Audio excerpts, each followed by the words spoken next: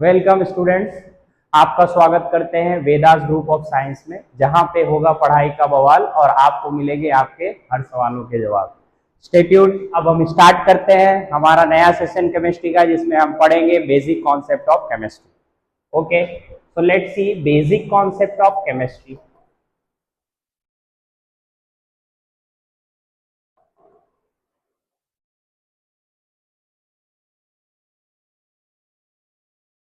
Students, basic concept of chemistry में हम पढ़ेंगे, जैसा कि आप पहले भी पढ़ चुके हो। आपने अपनी पिछली क्लासेस में बहुत सारे चीजें पढ़ी है केमिस्ट्री के बारे में। केमिस्ट्री में आपने क्या पढ़ा है? एटम्स के बारे में पढ़ा है, मॉलिक्यूल्स के बारे में पढ़ा है, एलिमेंट्स के बारे में भी पढ़ा है। आपने इवन 9th में स्ट्रक्चर भी देखा होगा। बट आज यहाँ पे हम कुछ डीपली वो एनालाइज करेंगे उन टॉपिक्स को, फिर हम आगे बढ़ेंगे। तो मैटर के बारे में तो आप लोग जानते ही होंगे। मैटर्स क्या होते हैं? मैटर्स दैट हम पहले से ही पढ़ते आ रहे हैं। Matters that occupy space and have a mass. तो लेट्स स्टार्ट। मैटर्स का हम क्लासिफिकेशन भी करेंगे, देखेंगे मैटर्स क्या होते हैं। तो फर्स्ट ऑफ ऑल मैटर्स के बारे में अगर हम बात करें तो मैटर्स को स्टूडेंट्स दो तरीके से हम क्लासिफाई कर सकते हैं। एक तो फिजिकल और दूसरा केमिकल बेस पे। ओके, तो अगर हम इसको फिजिकली क्लासिफाई करेंगे तो जैसा कि हम जानते हैं 3 स्टेट में एग्जिस्ट करता है। फिजिकल क्लासिफिकेशन की बात करें, अगर हम फिजिकल क्लासिफिकेशन की बात करें तो हमारे पास लिक्विड, सॉलिड और गैस, ये 3 स्टेट एग्जिस्ट करती है।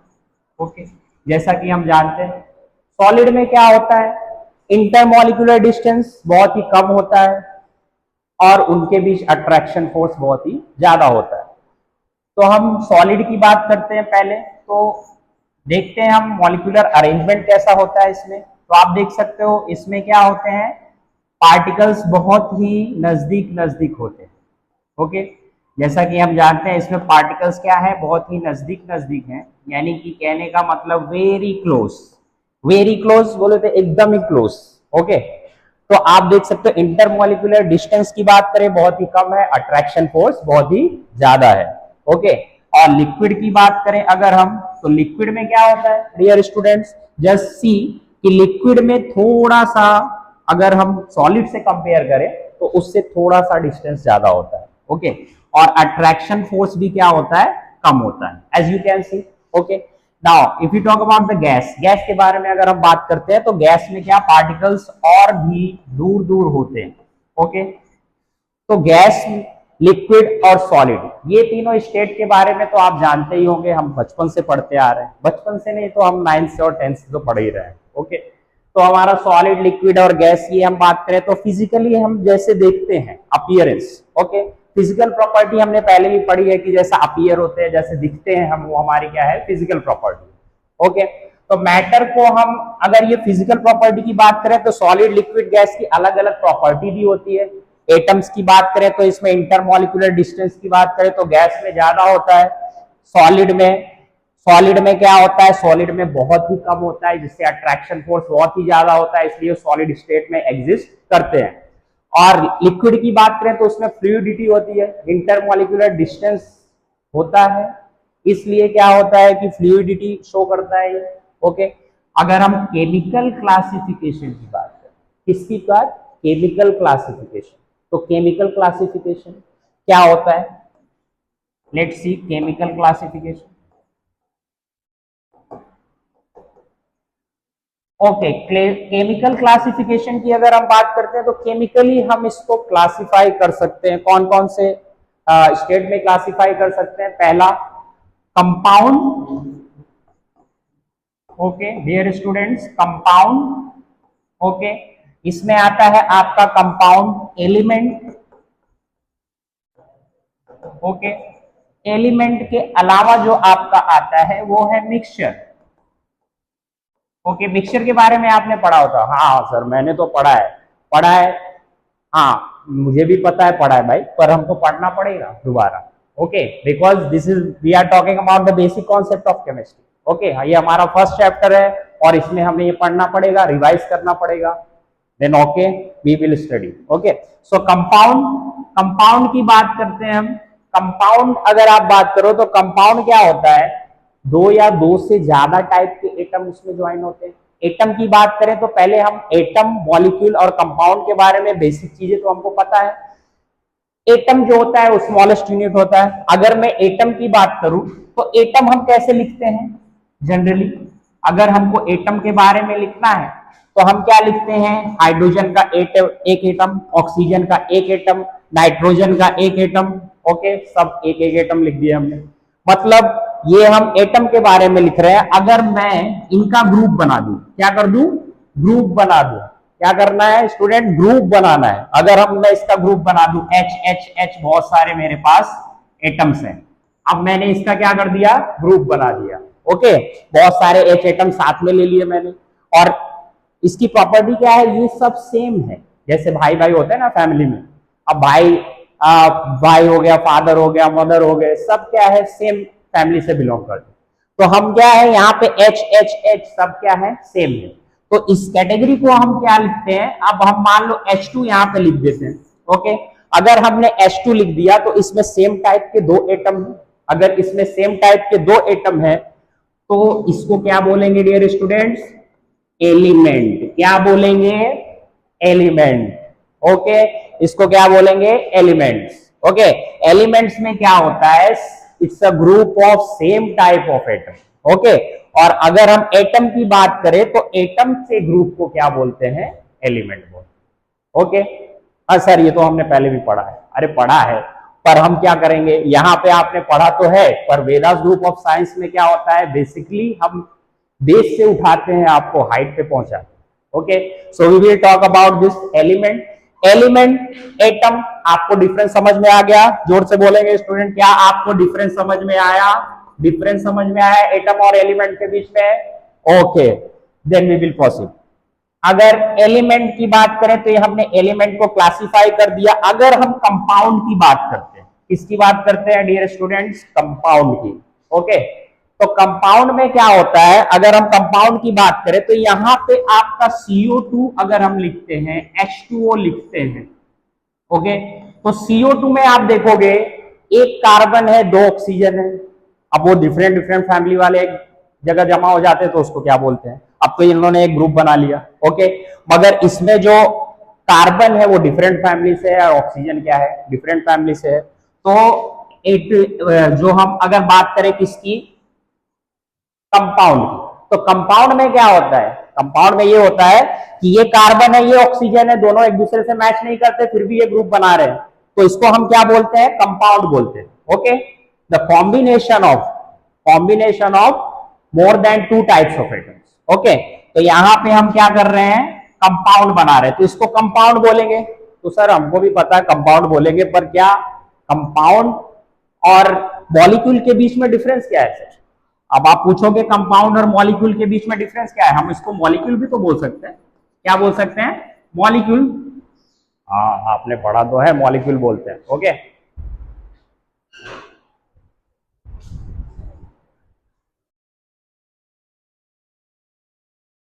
ओके, मॉलिक्यूल्स की बात करें और हम कंपाउंड की बात करें। ओके, तो डियर स्टूडेंट्स डिफरेंस है मॉलिक्यूल और कंपाउंड में, क्या है, बहुत बड़ा डिफरेंस है। अगर हम मॉलिक्यूल की बात करें और कंपाउंड की बात करें तो ये हमारा मॉलिक्यूल्स जो है इसकी बात करते हैं, तो हम मॉलिक्यूल की बात करते हैं कि वो एग्जिस्ट कैसे करता है नेचर में। ओके, कंपाउंड जो है हमारा एग्जिस्ट कैसे कर रहा है नेचर में, तो उसको हम एज अ मॉलिक्यूल लेते हैं। इट डजंट मैटर कि वो एक ही है, CO2 H2O, हम क्या बोल सकते हैं उसको, मॉलिक्यूल और एटम बोल सकते हैं। मगर ये कंपाउंड जो है हम इसको केमिस्ट्री की लैंग्वेज में कंपाउंड बोलते हैं, और ये एग्जिस्ट करता है किस फॉर्म में, नेचर में, एटम के। ओके सॉरी, कंपाउंड की। ओके, सो अगर हम बात करते हैं मॉलिक्यूल और कंपाउंड की, तो आप देखो इसमें मैं आपको एक बेसिक डिफरेंस बताता हूं, इसको कट करना।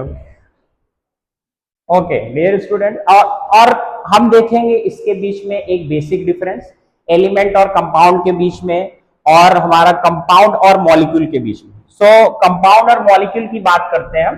कंपाउंड और मॉलिक्यूल की बात करें तो इसमें बेसिक डिफरेंस क्या होता है, इसमें जो बेसिक डिफरेंस होता है वो अगर हम कंपाउंड लिख रहे हैं, अगर हम कंपाउंड लिखते हैं तो हम यहां पे लिख सकते हैं CO2 H2O।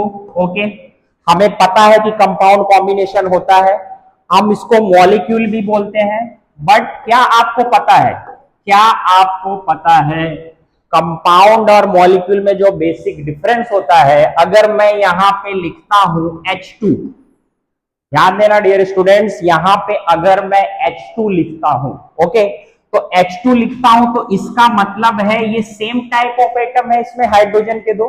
अगर सेम टाइप के एटम है इसमें हाइड्रोजन के दो, तो क्या होगा, इसको हम क्या बोल सकते हैं? इसको हम बोल सकते हैं मॉलिक्यूल। क्या बोल सकते हैं डियर स्टूडेंट्स? मॉलिक्यूल। अब क्वेश्चन ये उठता है, क्या हम इसको कंपाउंड बोल सकते हैं? नहीं, हम इसको कंपाउंड नहीं बोल सकते। क्यों नहीं बोल सकते? बिकॉज इसमें क्या है, हम इसको एलिमेंट भी बोल सकते हैं। क्या बोल सकते हैं? एलिमेंट भी बोल सकते हैं, मगर हम इसको कंपाउंड नहीं बोल सकते हैं। हम इसको कंपाउंड क्यों नहीं बोल सकते? ओके, तो हम इसको कंपाउंड इसलिए नहीं बोल सकते कि यहां पे हाइड्रोजन हाइड्रोजन ही साथ में जुड़ रहे हैं। यहां पे जो एक ही फैमिली से ये बिलोंग करते हैं, हाइड्रोजन हाइड्रोजन दोनों सेम है, तो हमने क्या पढ़ा था? Group of atom, same type of group of atom. Okay, तो यहां पे क्या है, दोनों सेम है, तो हम इसको क्या बोलते हैं? एलिमेंट बोलते हैं। ओके, और हम इसको मॉलिक्यूल भी बोल सकते हैं। अब एटम किसे बोलते हैं? अगर ये अकेला होगा H, तो हम क्या बोलेंगे? ये एटम है। ओके, अब मॉलिक्यूल, एटम, एलिमेंट, ये क्लियर हो गया। अब अगर कंपाउंड की बात करें तो क्या ये कंपाउंड है? ये कंपाउंड नहीं है dear student, this is not a compound. Okay, ये कंपाउंड नहीं है। अगर कंपाउंड होने के लिए इसमें दो टाइप के एटम होना जरूरी है। अगर हम यहां पे लिखते हैं H2O, तो ये हमारा क्या है? कंपाउंड है। Okay, but we can't call it as a element. Okay, हम इसको क्या नहीं बोल सकते? एलिमेंट नहीं बोल सकते, मॉलिक्यूल बोल सकते हैं यहां पे हम। तो इसको क्या नहीं बोल सकते हम लोग? इसको हम नहीं बोल सकते हैं एलिमेंट, बिकॉज ये दो से ज्यादा एटम से बना हुआ है। इसको हम कंपाउंड बोल सकते हैं, पर इसको क्या नहीं बोल सकते हम? देखो, ये हमारा कंपाउंड है। अब इसमें बेसिक डिफरेंस क्या हुआ कि ये हमारा H2 है, ये एक मॉलिक्यूल है, बट ये कंपाउंड नहीं है। बट ये क्या है? ये कंपाउंड नहीं है। जैसे हम मान ले O2, N2, ओके, ये हमारे क्या है? ये हमारे मॉलिक्यूल हैं, इसको हम क्या बोल सकते हैं? मॉलिक्यूल, बट ये हमारे कंपाउंड नहीं है। ओके, तो क्या कंडीशन हो गई कंपाउंड होने की? कि दो या दो से ज्यादा टाइप के एटम प्रेजेंट होने चाहिए। ये हम मॉलिक्यूल बोल सकते हैं, बट कंपाउंड नहीं बोल सकते। ओके, तो यहां पे इसको अगर मैं H2O लिखता हूं तो ये मेरा क्या है? ये मॉलिक्यूल हो सकता है। ओके, ये क्या है? ये मॉलिक्यूल हो सकता है। H2O को हम क्या बोल सकते हैं? ये एक मॉलिक्यूल है। ओके, ये हमारा मॉलिक्यूल है। ओके, तो बेसिक डिफरेंस आपको क्या समझ में आया कि अगर सेम टाइप के एटम हो तो हम उसको मॉलिक्यूल बोल सकते हैं। ओके, बट कंपाउंड नहीं बोल सकते। ये स्टूडेंट, डियर स्टूडेंट, ये बहुत ही बेसिक सा डिफरेंस है जो आपको पता होना चाहिए।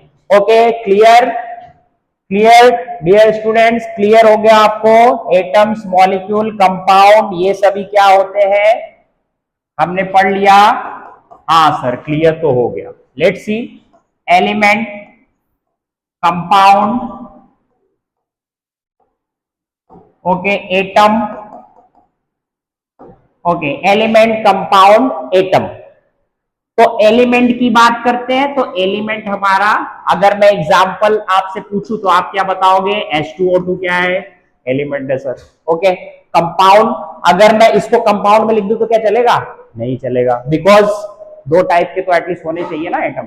तो हम यहां पे क्या लिखेंगे? CO2 H2O। ओके, ये हमारे क्या है? कंपाउंड है। ओके, तो मॉलिक्यूल्स क्या है?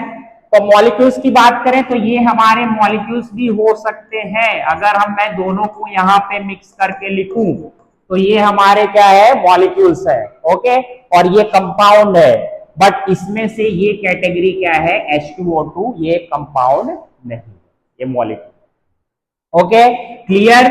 अब एटम की बात करें तो मैं अगर O2 लिखूं तो ये एटम नहीं है, यहां पे एक ऑक्सीजन का एटम है। अगर H2O लिखूं, H2 लिखूं तो ये एटम नहीं है, यहां पे सिर्फ एक H क्या है मेरा एटम, और एक ऑक्सीजन क्या है एटम। ओके, अब आगे।